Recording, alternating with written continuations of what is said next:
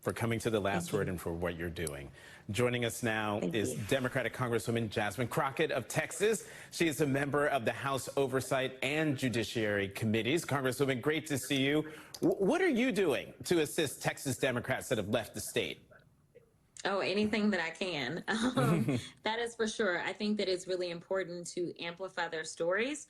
So thank you for talking to the amazing Gina Hinojosa, who I had an honor of serving with. And absolutely, when we were trying to get out of there last time when I was in the State House, I can remember the conversations that Gina and I had as she was yet a lead architect of making sure that we broke quorum then.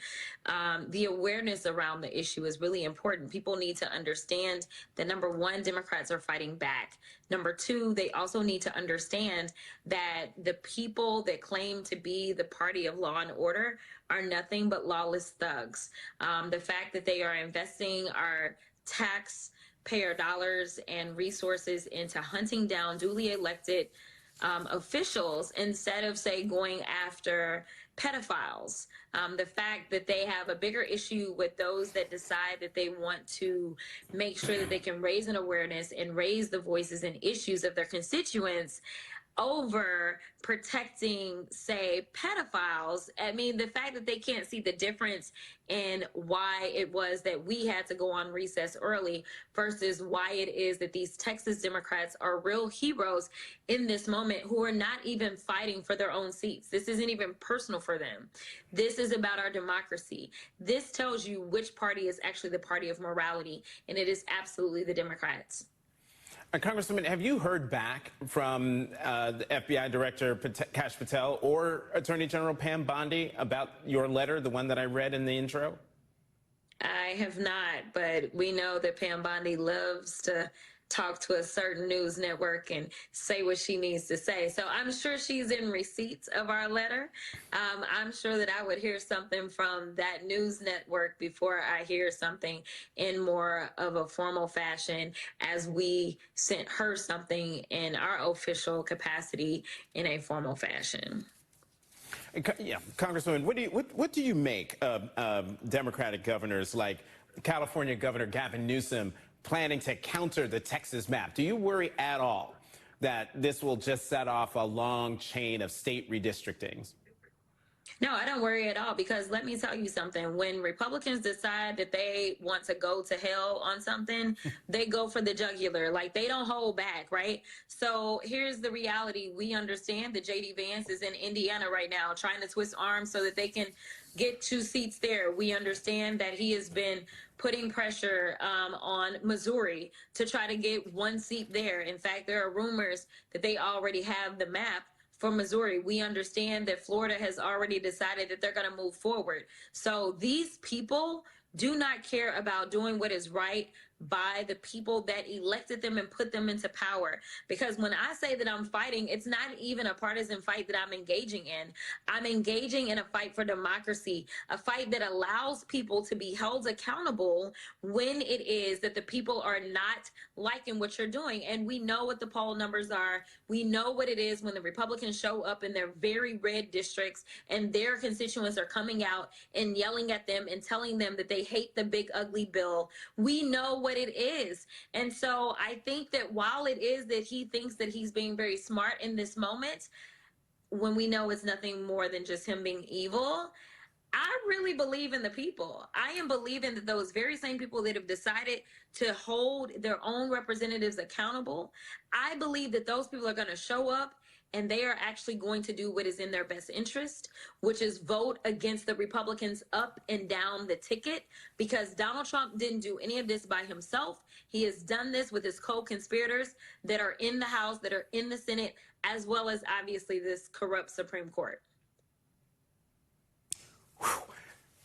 And with that, Congresswoman Crockett, you're not going anywhere. You're going to stay with us. I want to get your reaction to the latest on the Epstein scandal that is taking over the Trump White House, and that is next. A useless and intentional distraction. That is what one lawyer for several survivors of convicted sex trafficker Jeffrey Epstein and his co-conspirator Ghislaine Maxwell said about the latest move by Trump's Justice Department to try to quell the backlash over their mishandling of the Epstein files. In a court filing today, the Trump Justice Department requested the unsealing of the grand jury exhibits from the Epstein and Maxwell cases, in addition to unsealing the grand jury transcripts.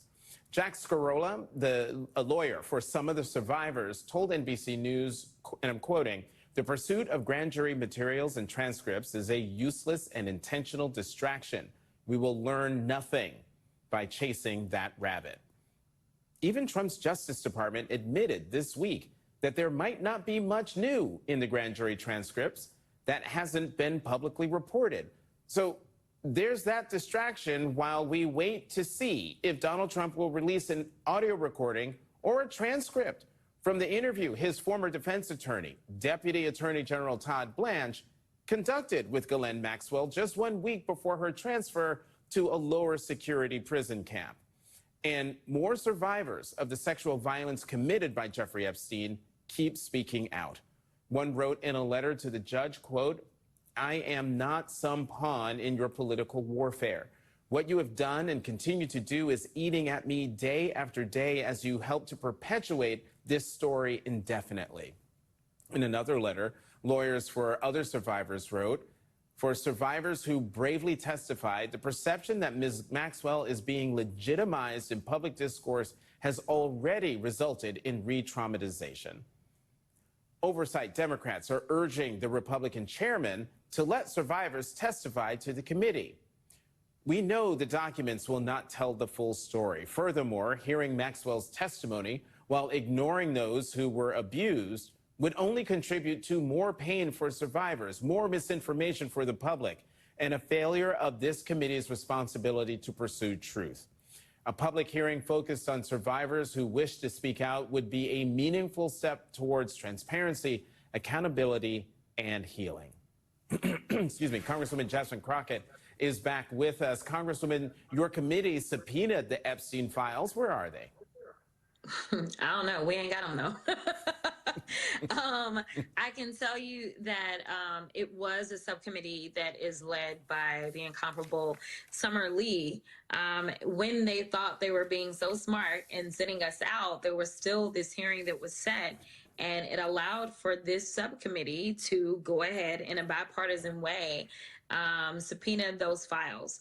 It took Comer a little bit before he actually sent the subpoena off, but he did finally send the subpoena off, and so I believe they get up to 30 days or so to return the documents to us, and that letter just went out. So we don't have them yet, or at least I've not even been informed that we have them, and I don't anticipate that they're going to turn anything in early. But I do want to make a comment about this other kind of request that we're making. I think that for so long, there's so many women that were not believed, or if they were believed, their pain and trauma was minimized. This is why we saw the slap on the wrist for Epstein himself.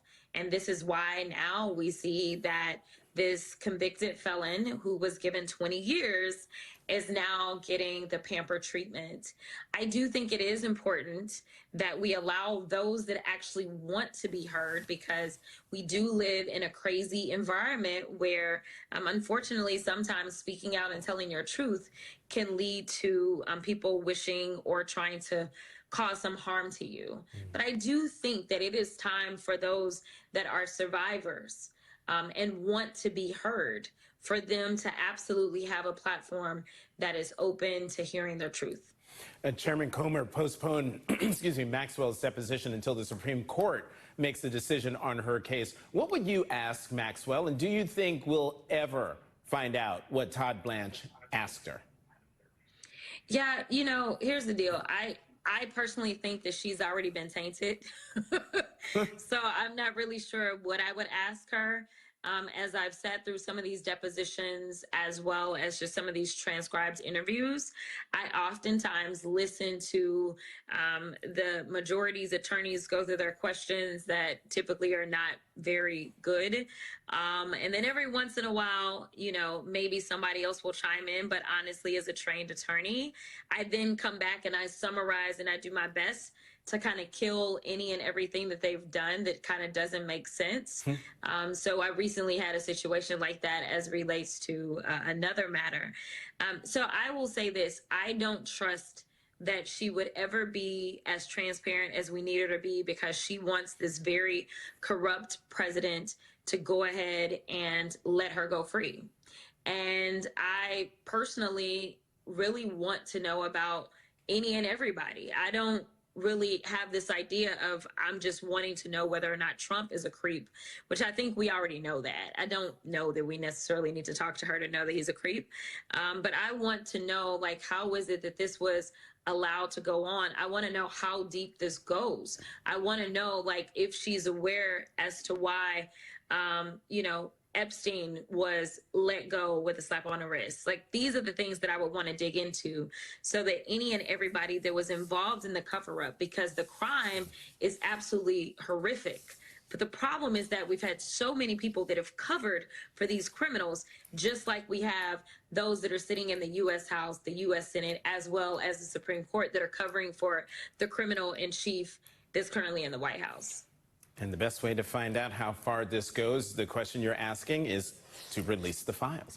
Congresswoman Jasmine Crockett of Texas, thank you very much for coming to The Last Word. Good to see you.